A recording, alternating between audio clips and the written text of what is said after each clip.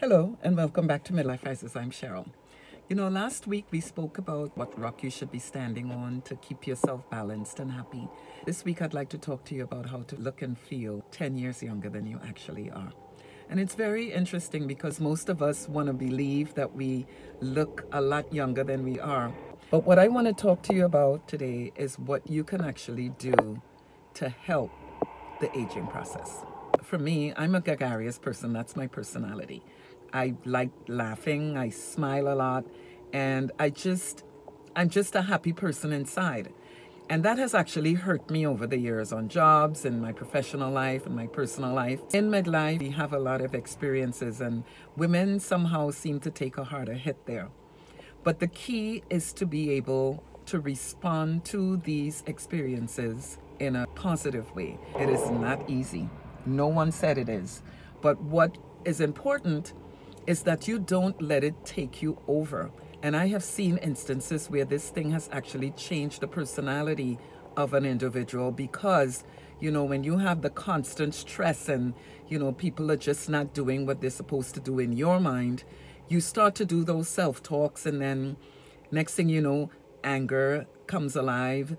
You have bitterness, vindictiveness. Some of us are just not able to control the emotions, which is why I always press emotional intelligence. We are having a lot of negative experiences, and what is important is how we respond to them. It is not easy. It takes knowledge. It is important to understand what's happening and to know what you should do in order to, to control your emotions during these stormy times.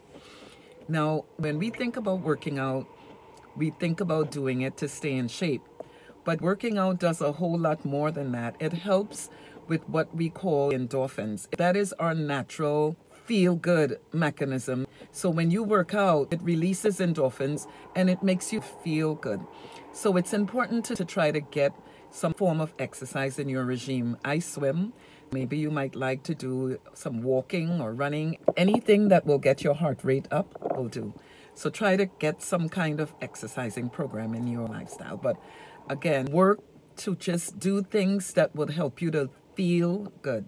Because when you feel good inside, you automatically look good on the outside. It permeates on the outside. It really does. I'm in my 50s. My first son is 38. I'm not hung up on the age thing. I carry myself with certain principles and morals and whatnot, and that's all you can do. I think once your mind is in the right place, things like competing and being envious and being vindictive, when you hold bitterness in your heart, it's really hard to keep your focus because that stuff is dangerous to your temple and it actually adds years onto your appearance. When you are walking around with a lot of anger and bitterness in your heart, there is no time to smile, and with that you start to frown. You're angry all the time, and that's where I believe the aging process gets induced.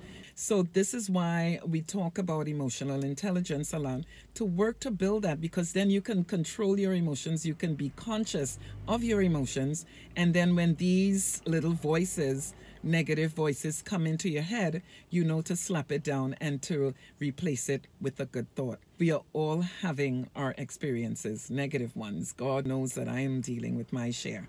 But when you take time to look at what's good in your life and to be grateful and to work to be pleasant, you don't spend time looking to get back at someone or to get someone to envy you or to compete. That stuff is exhausting, and it makes you lose focus on what it is that you need to do to keep yourself happy and healthy. So just try to build your emotional intelligence. Pay attention to what rock you're standing on, and I'm talking spirituality here, and focus on the things that make you happy and smile. Basically, what I'm saying is work to stay healthy and happy, because that's key. Visit us at midlifecrisis.com and subscribe to the channel by clicking on that bell icon so that you'll be notified of our weekly videos. And we'll see you next time. Okay? Take care now. Bye.